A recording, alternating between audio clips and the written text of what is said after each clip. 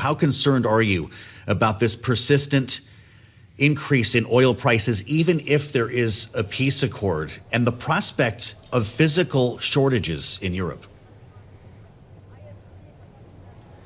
Good afternoon. Obviously, we are concerned on the economic implications of this Iran war. So we have run certain simulations on potential impacts on the EU economy.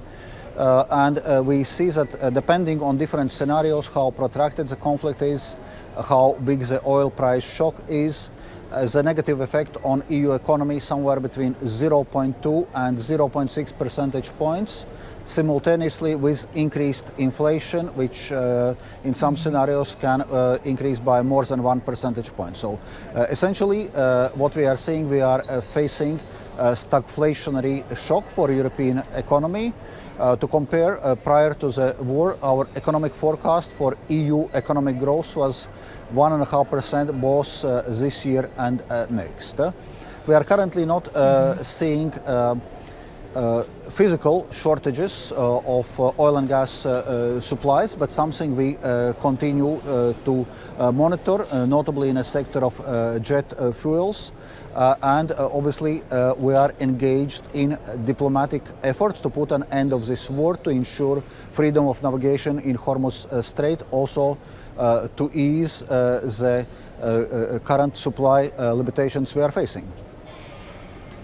Well, and when we consider those supply challenges, knowing that not much can be done about that, Commissioner, absent a reopening fully of the Strait of Hormuz, how much room is there within Europe for some kind of fiscal policy response? Do you see the need for that at this time?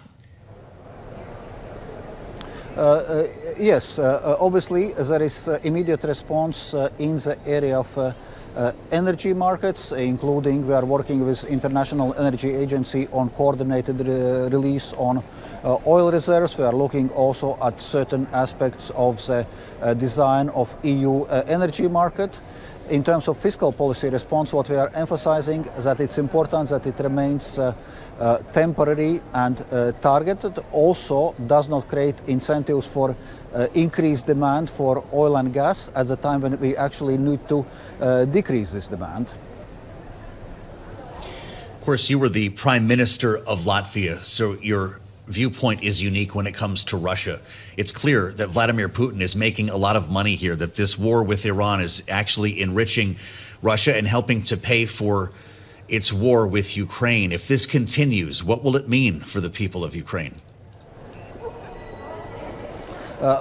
Indeed, Russia unfortunately is emerging as a winner from this Iran war, because this additional oil and gas revenue helps to fuel Russia's war machine.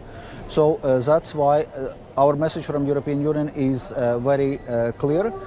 We need to continue to provide all necessary support to Ukraine, and currently at the EU level we are working on a new financing package of 90 billion euros for this year and next.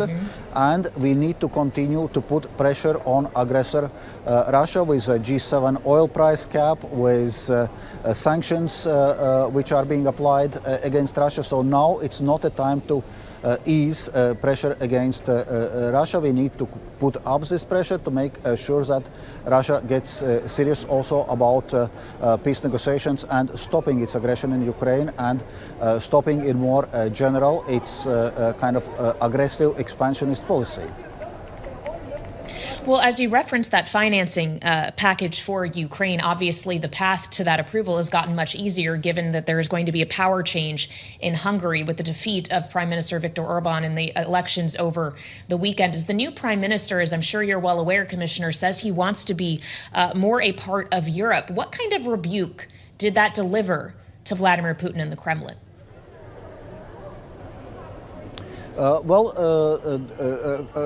Clearly that's welcome news, because indeed the potential Prime Minister Magyar has confirmed that he is willing to stick with the agreement we reached as European Union in December last year in providing this support for Ukraine, 90 billion euros. So we hope that new Hungarian government will unblock it. We hope also for unblocking the 20th sanctions package. So correspondingly, we will be able to speak as European Union in one voice and to provide more forceful message both of support of Ukraine and also of pressure against Russia and Vladimir Putin.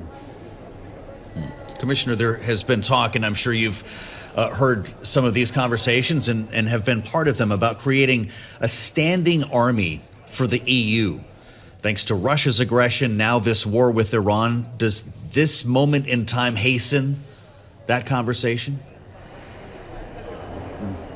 I think we are still some steps and time away from European army, but it's clear that European Union must and is doing much more for security and defense, strengthening our defense capabilities, strengthening our defense industrial base, also streamlining our defense industries, ensuring interoperability, ensuring complementarity. So all of this is underway because the threat of Russia is there, not only in a context of aggression against Ukraine, but Russia is openly talking about invading other European countries.